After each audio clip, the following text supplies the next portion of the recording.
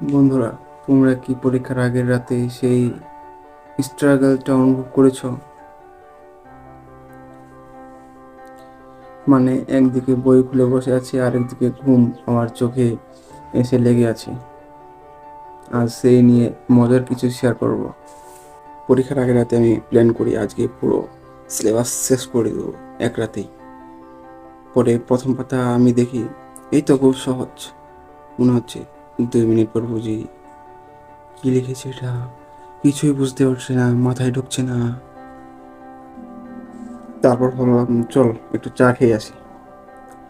চা খেলে নাকি পড়া বেশি মনে থাকে, কিন্তু চা খেতে গিয়ে দেখি ফোনটা হাতে উঠে গেছে। আর কি, শুরু হলো ফেসবুক স্ক্রলিং।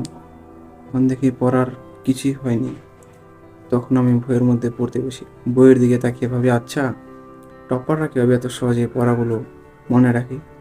এরপর রাত 12টা বাজে, আমি বসে আছি পড়ার বদলে চিন্তা করছি কীভাবে টপারের মতো হওয়া যায়।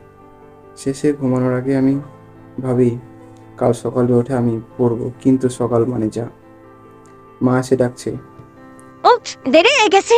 পরীক্ষা দিতে গিয়ে খাতায় দেখে মনে হয় এই প্রশ্নটা তো চেনা চেনা লাগে, কিন্তু উত্তরটা মনে নেই। তারপর শেষে খাতায় লিখে আসি, সরি স্যার, নেক্সট টাইম আরও ভালো করে পড়বো। তোমাদেরও কি এরকম অভিজ্ঞতা হয়েছে?